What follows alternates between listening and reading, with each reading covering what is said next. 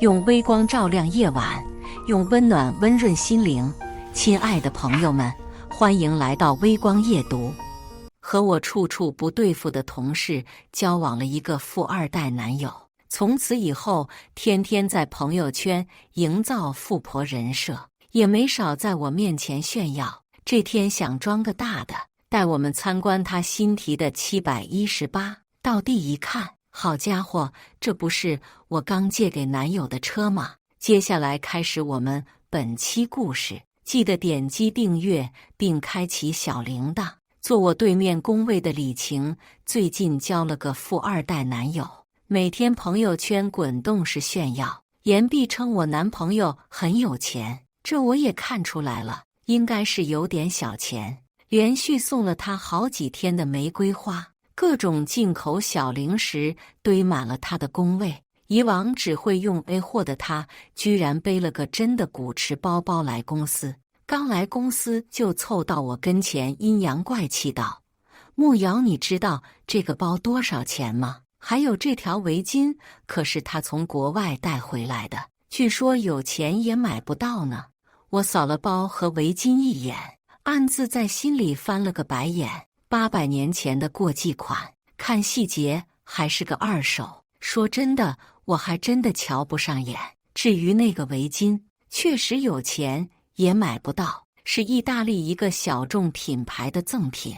我之前就有一条，毕竟是同事，抬头不见低头见的，我并不打算当众让他难堪，于是开口恭维道：“呀，这不是古驰吗？得不少钱吧？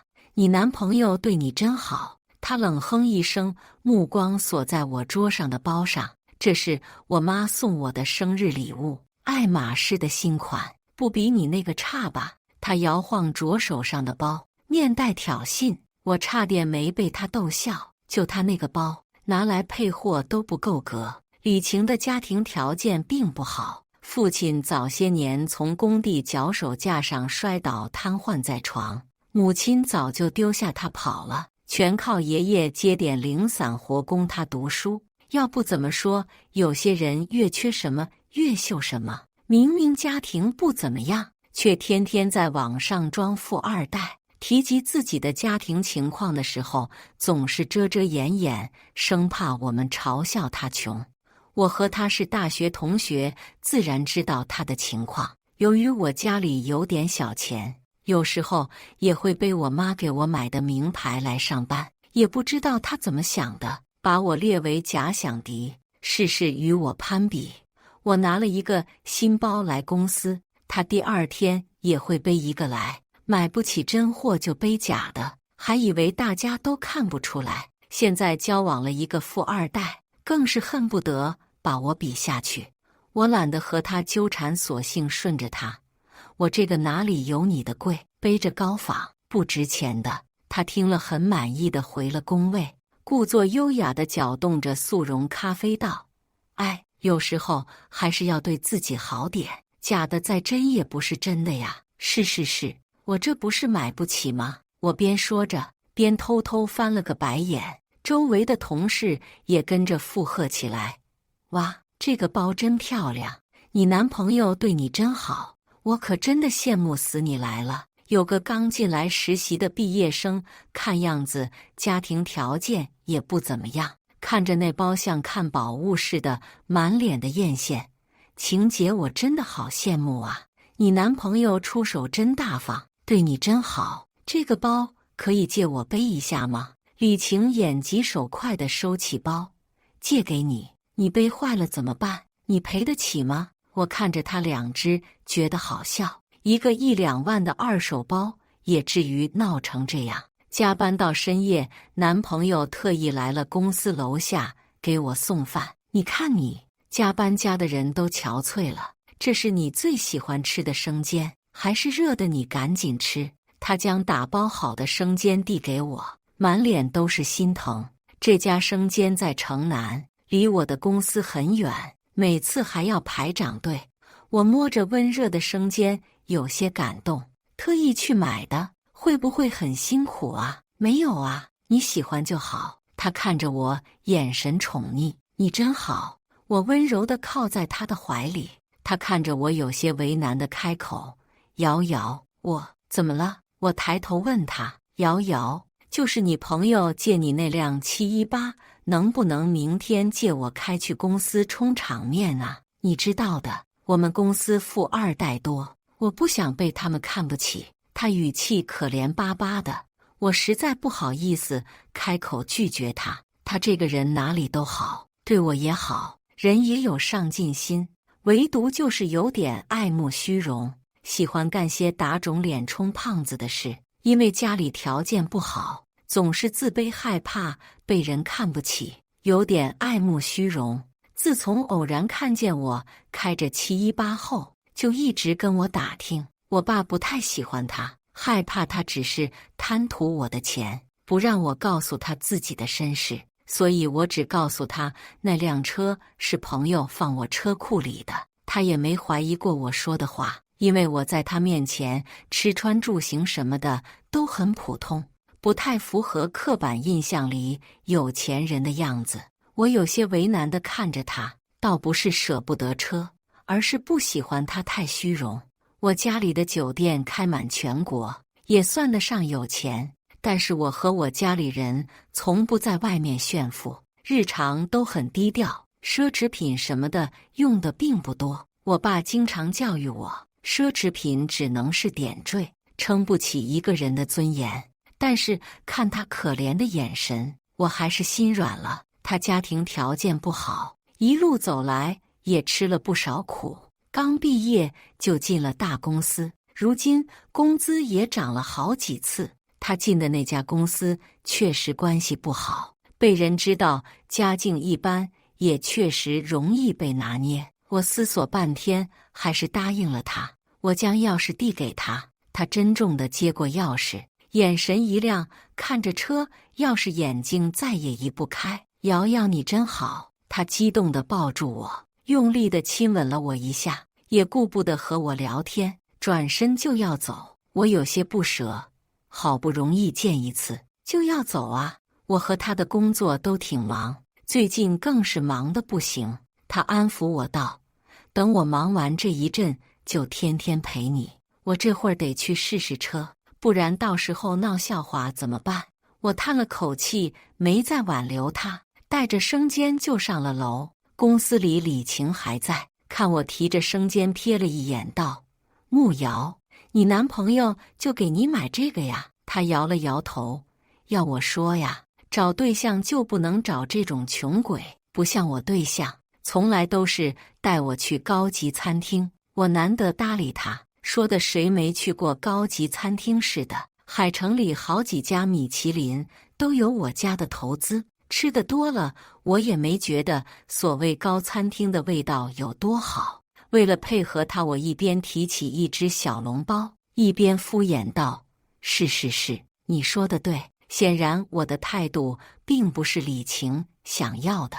他瞪了我一眼，冷哼一声，将手腕上的高仿腕表转得咔嚓作响，接着踩着高跟鞋，提着包就往外走了。边走还边讲：看你吃这些路边摊都拉低我档次，我要去吃高级西餐了，你不要太羡慕。他的话差点让我笑得把嘴里的食物喷出来。我羡慕他，是羡慕他每个月工资全买高仿，还是羡慕他把二手包当宝？加完班后，我打车回家，路上无聊就开始刷朋友圈。好巧不巧，最新一条就是李晴刚更新的。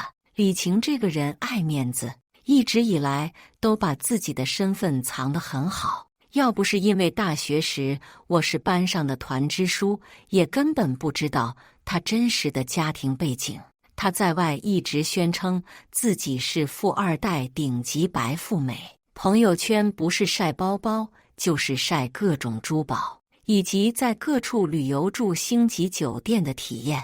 当然，这一切都不是真的，包包是假的，珠宝是仿的，酒店也是拼的。为了自己白富美这个人设，他也是很拼的。对我们这种自小接触这些东西的人来说，他展露的一切东西不过是一眼假。但是生活中有钱人还是少，也没几个人会盯着他看，所以单位里大家都觉得他是富二代下来体验生活的。为了更好地满足自己的虚荣心，他特意开了一个小红书号，每天都在上面晒自己的高品质生活。今天更新的一条是手拿咖啡的照片，照片背景赫然就是718的方向盘，手腕上一眼假的巴黎世家最新款手链也恰到好处地露出一角。照片左下角赫然就是那只二手包，配文则是咖啡还是要喝手磨的。往日这种照片根本吸引不了我的注意力，今天却不得不让我多看了一眼。倒不是他身上这些假货仿得有多真，而是充当背景板的那辆车有点眼熟。右上角露出的那个摆件和我车上放着的怎么那么像啊？要知道，我那个摆件是我生日时发小特意找人给我定制的，按理来说就不会有一模一样的。我还想再细看，可惜画质并不清晰。恰好这时也到了家，我付完车费下车，转念一想，应该是2个差不多的摆件，哪有这样巧的事情？肯定是我想多了。到家后，我打开微信，一直到现在，男友张华都还没回我消息。自他找我借完车后，已经2个多小时了，他还是没有回复我。想到这里，我连忙打了个电话过去，一连好几个都是未接通。好一会儿，他才发来一条微信，说他在领导办公室加班。第二天一早，我刚下车就听到了李晴的炫耀声。你们不知道，日本来的名厨就是不一样，吃了他们家的寿司，其他的根本入不了眼。鱼子酱都是按克重收费的，味道鲜美极了。说真的，你们有机会也要去试试，有时候也要对自己好点嘛，不然会有遗憾的。看到我进门后，话锋一转，要是一辈子光吃点小笼包就觉得是人间美味了，那活得也太失败了。我这算不算是人在家里做锅自天上来？日料怎么了？说得多高级似的，谁没吃过呀？里面没一样东西是熟的，口感黏腻，不适合我这个中国胃。所谓日本名厨，确定不是咱们南翔毕业的。我的小笼包多香啊！要不是不想排队，我巴不得天天吃。我正好奇他在停车场唠什么嗑，就注意到了他靠着的那辆718。难得在他身上出现真货，可不得好好炫耀一番吗？但是这车怎么能这么像我的那辆呢？我以为是我起太早眼花了。数了2遍车牌号后，我确信着就是我自己的车。可是我的车怎么会在李晴手上？我不是借给张华了吗？难不成他缺钱，缺到租我的车挣钱了？我这里满腹疑问。同事还在继续奉承李晴，这辆车可真漂亮，要不少钱吧？没多少钱，我男友车库里你这个贵的多了去了，我也是拿来随便开开的，他男友的。我正要质问，又听他说，今天我生日，我男朋友要在他家别墅里给我办派对，你们可要记得来。他眉飞色舞地说着，等他报出别墅的地址时，我更是一激灵。他嘴里的别墅不是我的吗？这是我考上大学时爸爸送我的礼物，因为离公司太远，我很少过去住，怎么就成了李晴男朋友的？我可不记得我还有个弟弟或者哥哥。哇，那个别墅区可是出了名的富人区，住在里面的人非富即贵，据说物业费都得几万1个月。晴，我可先羡慕你。琢磨着发生的一切，我心中升起不好的预感。本来不想去参加他所谓的生日宴的，这下不去是不可能了。希望张华对得起我的真心。真相不是我想的那样。跟着李晴来到别墅区，门口的保安看见我，热情地打了个招呼。啊，这里的保安都认识你了呀？一位同事满眼艳羡地对他说。李晴先是有些尴尬，接着得意地挺起了胸脯。我们一行人一直来到我家门口，我看着自己刚换上去的门牌，不由得嗤笑了一声。好家伙，这终于是颠成了我想要的模样，居然轮到别人带我来参观自己的家了。我看着他按下密码，打开大门，这密码还是我的生日。进入别墅，很明显里面是被人专门收拾过的。大厅里满是玫瑰花和气球，墙上用气球拼凑出生日快乐几个字，看得出布置的人花了心血，整个场地浪漫极了。实习生陈月啧啧称赞，不停地拍着马屁。哇，真浪漫啊！你男朋友对你真好，有爱情，有钱，有美貌。晴儿，你真的是人生赢家呀！李晴扬起下巴，指着我家的客厅说：“怎么样，海城最好的别墅区？”我顺着他手指的方向看过去，还有个3层高的大蛋糕，上面用奶油写着“亲爱的，生日快乐”。其他同事也恭维道：“天哪，我们家客厅还没你家厕所大，真羡慕你。我累死累活，一辈子也买不起一个厕所吧？天哪，我真的酸了。”李晴明显很受用这些吹捧，高兴得不行。你们先休息，我去帮你们倒杯水。说完，他就走到水吧台前面，可他找半天都没找到水杯在哪里。我冷眼看着他，拉开一个抽屉，里面赫然是一套杯碟。对上我的目光，他有些心虚，转了下手指上的戒指，尴尬地解释：“太久没来，我忘记了，待会儿我男朋友就来了。”我拉出椅子坐在他旁边，自顾自地拿出茶叶给自己泡了一杯。“你男朋友不会姓张吧？”李晴立马紧张起来了。“你怎么知道的？”我警告你别打我男朋友的主意，而且他也根本看不上你这种土妞。闻言的立马明白过来了，我猜的没错，就是我的男朋友借我的车我的房去聊其他女人。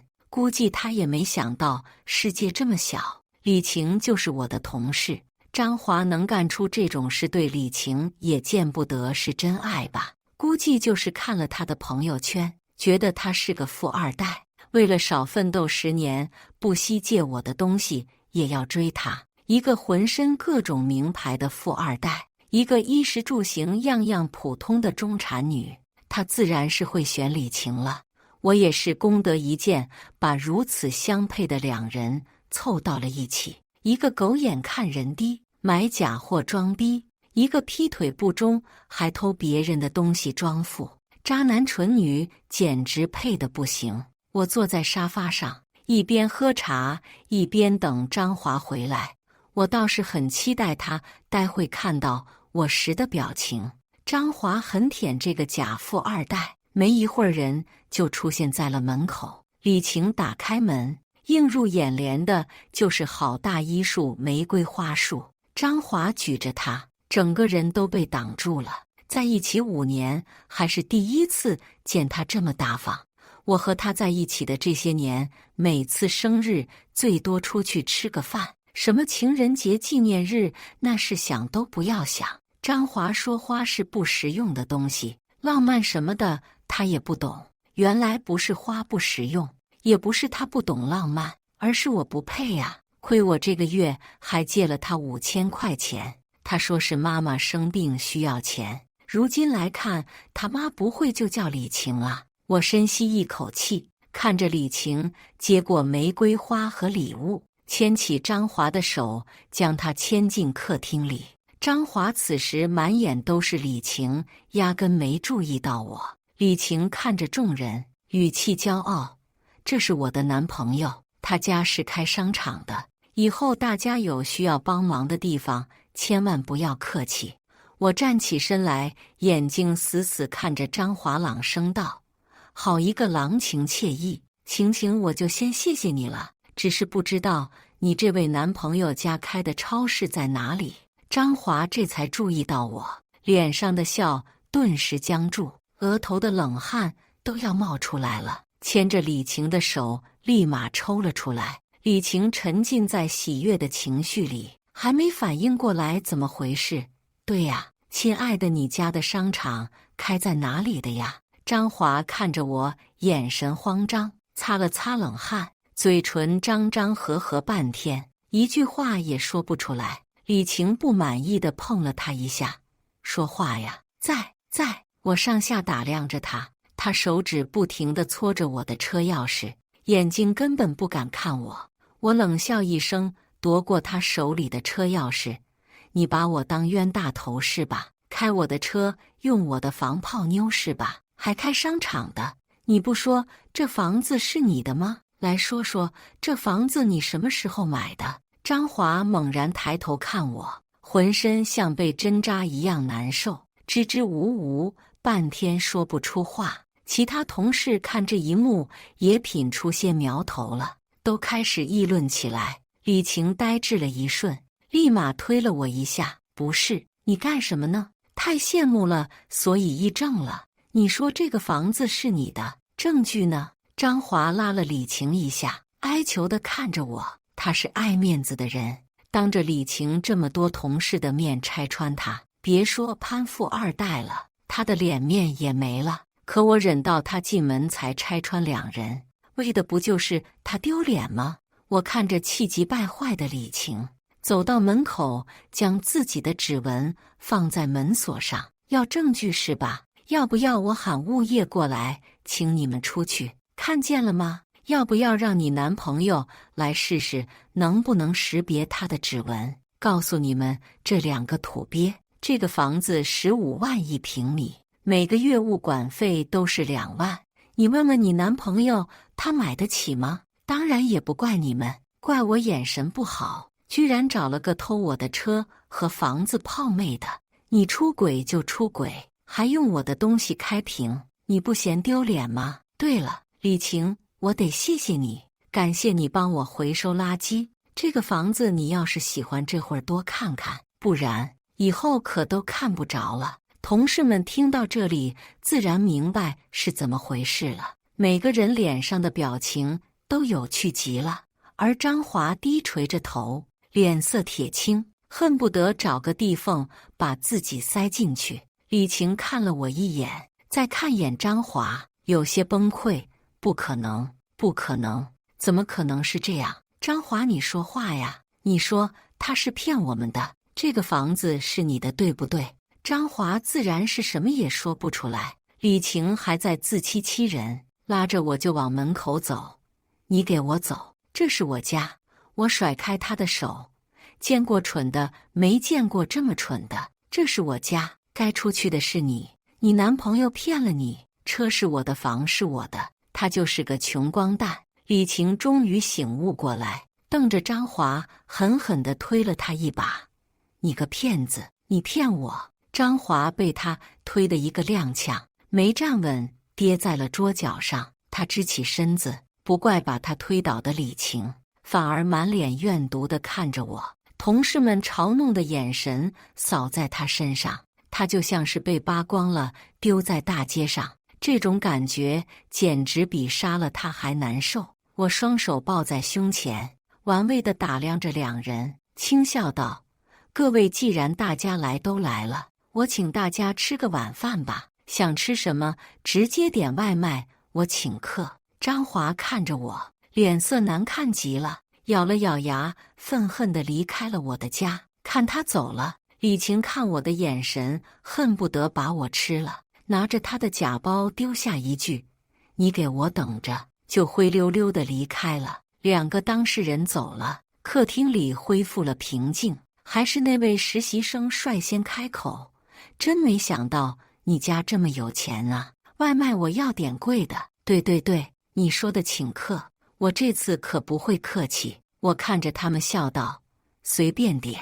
第二天下班后，我回到常住的地方，电梯门一打开，我就看到了蹲守多时的张华。他拦住我的去路，质问道：你故意的是吧？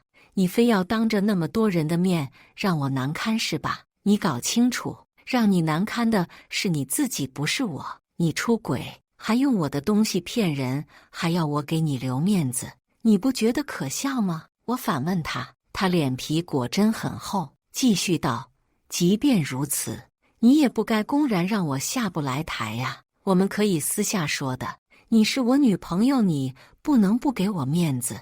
我一巴掌甩到他脸上，张华，我以前怎么没有发现你这么不要脸？搞清楚，我们已经分手了。以前是我眼瞎，现在我清醒了，所以你快点给我滚！不是，我错了，瑶瑶，我真的错了，都是他勾引我，我也是一时鬼迷心窍了。我发誓绝对不会有下次了。他拉着我的手向我哀求，我只觉得恶心，甩开他的手，连忙往屋里走去。见过不要脸的，没见过这么不要脸的。出了这种事还想让我原谅他？他那是爱我吗？那是爱我的钱。让我没想到的是，张华和李晴这对因为谎言在一起的情侣，居然没有分手。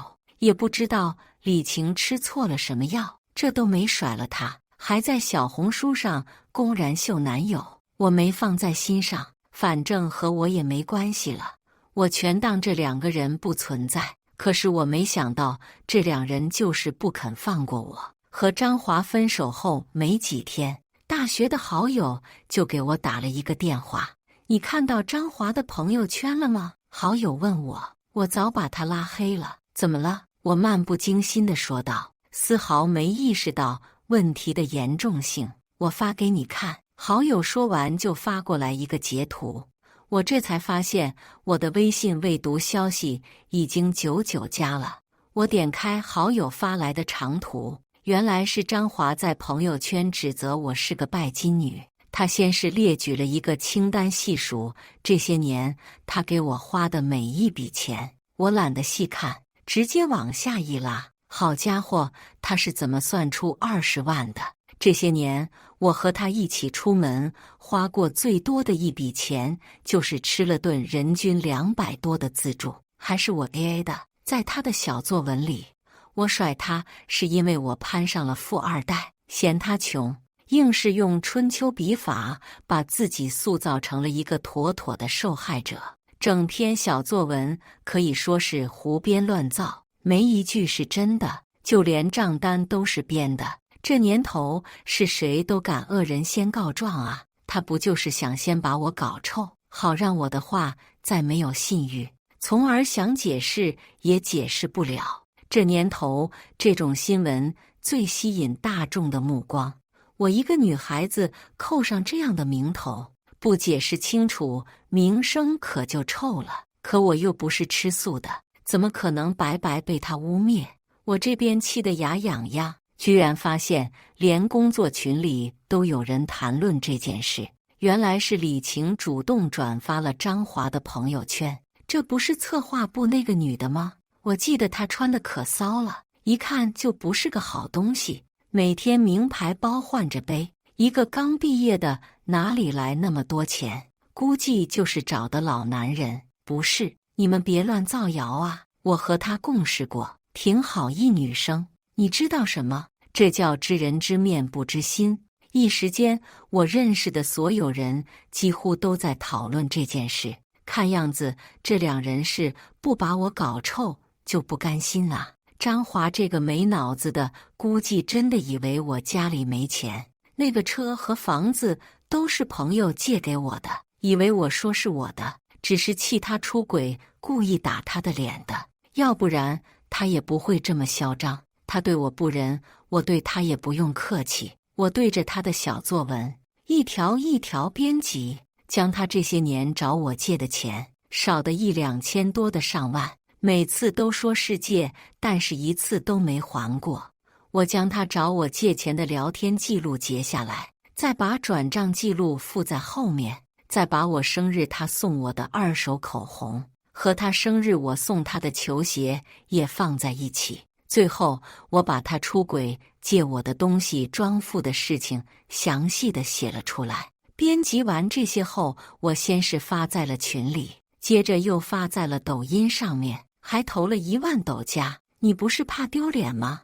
我就让你把脸丢个遍。与此同时，我还给张华公司的老板打了一个电话，毕业时他投了好几次简历，都被这家公司拒了。是我不忍他难过，借我爸的人情让他拿到了 offer， 他还真当是他自己的本事呢。朋友圈里好友纷纷点赞，怒骂张华不要脸，恶人先告状。李晴这时候不知道好好装死，还出来蹦跶，在我朋友圈下面疯狂刷屏。你说这房子是你的就是你的吗？你有证据吗？再说了，就算真是你的，你哪里来的？还不老男人给你的？他也没说错，是老男人。我爹可不就是老男人吗？我翻出房产证和买车合同，拍照后发了上去，并带李晴，睁大你的眼睛看看，到底是不是我的？我找什么富二代男朋友？我自己就是富二代，我爸给我的钱，要你们逼逼赖赖。一下子舆论反转，工作群里消息又更新不少。天哪，你这么有钱，女神你还差对象吗？性别别卡那么死。抖音那边有人在评论区出了张华的抖音号，不少人涌过去嘲讽他装逼软饭男。一时间，张华在网上直接出了名，他走在街上都觉得有人在对他指指点点。公司也把他开除了，理由是私德败坏。当然不开除他，他名声尽损，估计也待不下去。我以为和两人的故事到这里就结束了，没想到李晴是个头铁的，没事就找我茬。这天刚上班，就看到我的工位上碎了一个摆件，这个好贵的，正品3000多，就这么摔坏了，好可惜。实习生心疼地捡起碎片道。李晴瞥了他一眼，懒懒道：“你心疼什么？反正他有钱，2、3千对他来说又不算什么，就当是我帮他换新的了。2、3千对我来说并不是什么大钱。”但这不代表我的东西就可以随便被他摔的。这只摆件放这里这么久了都没被摔坏，现在坏了，不用想也知道是谁动的手。但这是在公司，我并不想多生事端，只能算了。他看我忍气吞声，不忿地起身往茶水间走，离开时还瞪了我一眼。我不明白他针对我干什么。帮他看清渣男真面目，不该感谢我吗？想来想去，我只能把一切归结于嫉妒。我的忍让反而让李晴以为我是怕了他。桌上的摆件被他摔了个遍，摆件摔完后放在抽屉里的护手霜也被剪了个稀碎。后来连我放在公司方便晚起护肤的护肤品也被掺了卸甲液。我将东西丢进垃圾桶，想着最近是项目的关键期，再忍忍，忙完这一阵再好好收拾他。没想到他作死得太厉害，我根本忍不到那天。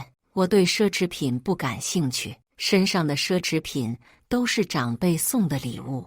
那天晚上加完班，我才想起爸爸送我的手表被我忘在了公司。由于太累，我就没想回去拿。没成想等我第2天一到公司，那只表就像是从车祸现场刚捞出来的一样，表盘碎裂，腕带上全是划痕。我拿起表的尸体，看向偷笑的李晴：“你想干什么？怎么了？心疼了？你不是有钱吗？坏了一只表算什么？”他摩挲着美甲上的装饰，漫不经心道：“看他这副样子。”我怒道：“你蠢成这样，你妈知道吗？这些东西对我来说确实不值什么，但是不代表可以被你随意损坏。没事拿出装名媛的时间，好好看看法条行不行？公司有监控的，2000块就可以报警立案。你自己好好算算，这里有几个2000块？”一听我说报警，李晴立马就紧张起来了，站起身来：“你说报警就报警啊，反正不关我的事，你要报警就去，都这么有钱了，还计较这点东西，有意思吗？”他说完不敢看我的眼睛，转身就往外面走。我连忙拉住他：“你走什么？既然不是，你就留下来陪我一起报警啊！我一边说，一边就拿起电话拨通了报警电话。他见状，连忙伸手要抢我的手机。不是，你至于吗？就这么点钱，大家都是同事。我躲过他手上的动作。这么点钱，那你拿给我呀！他看着我，眼珠子不停地转。又不是我弄的，凭什么给你钱？我见他依旧嘴硬，飞快拨通了号码，简单和警察说明了事情经过，拜托他们前来调查真相。李晴看我报警，彻底坐不住了，连忙跑出办公室，不一会就带着主管走了进来。主管是个40岁的地中海，出了名的好色和嫌贫爱富。他进来摸了摸光洁的头顶，老气横秋地开口：“听说你报警了？”“对呀，我的表坏了，总得找个人赔我的损失吧？”他皱眉道：“你作为公司员工，要考虑我们公司的形象的呀。大家都是同事，一个表而已，至于闹到警察局吗？你让外人怎么看我们公司，怎么看我们部门？”他看我不说话，继续道：“你一个刚毕业的，买的表能有几个钱？听我的，这件事就算了。年轻人以后路还长着呢。”主管话音刚落，警察就来了。看到警察，主管白了我一眼，对着警察毕恭毕敬道：“两位同志，我们这边没事，就是同事之间的小冲突，已经解决了。”女警察看到主管，皱眉道：“到底有事没事？浪费警力是要负法律责任的。”我拿着坏掉的手表交给警察：“我报的警，我的手表被认为损坏了，价值20万。”主管吓得扶了扶眼镜：“什么表值20万？你瞎说的吧？大家都是同事，我劝你想清楚点。”警察看都没看他一眼，问我：“手表有发票吗？”李晴站在主管后面，扶着墙，脸色煞白，整个人都在发抖。主管还不依不饶，怪我毁坏公司形象。警察看了他一眼，警告道：“请你不要再干扰我们调查，不然涉嫌妨碍公务的话，是要负法律责任的。”主管听了主管的话，看了李晴一眼，灰溜溜地离开了办公室。警察扫视办公室一眼，大概也明白了是怎么一回事，瞥了李晴一眼，说道：“故意损坏他人财产，物品价值高达20万，这要判的话，可是3年至7年以下有期徒刑。建议能私下调解的，还是私下调解。”我明白警察的意思，都是刚毕业出来的，背上案底，这辈子就完了。我和他好歹也是同学一场，也不想做这么绝，只要他认错赔偿就行了。没想到他就是个头铁的事，到如今还在叫嚣。你这个贱人，为了一个手表就想毁了我，你就是嫉妒我，你不得好死。我看了他一眼，冷冷地对警察说：“不用私下调解，你们直接走程序吧。我就是要把这人送进监狱。”警察局里，警察很快调出了监控，证据确凿，李晴这才停止了咒骂，跪着求我放过他。我错了，我真的错了，我不该弄坏你的东西，不该弄坏你的表，我求你了，我不想坐牢，我只是嫉妒你，嫉妒你长得好看又有钱，我真的错了，我下次不敢了。我看着他，早知如此何必当初，我给过你机会的，现在求我现在晚了。李晴瘫在地上，无助地哭了起来。我站起身，瞥了他一眼，走出了公安局。后来听同事说，李晴被判了3年，出来后根本找不到工作。而张华被辞退后，高不成低不就，后面迷上了赌博，欠了不少高利贷。而我日子蒸蒸日上，过得别提多美了。感谢大家的观看，欢迎大家在下方评论区讨论。如果你喜欢这类故事，记得点击订阅微光夜读，并分享给更多的人，这会对我帮助很大。再次感谢大家的观看。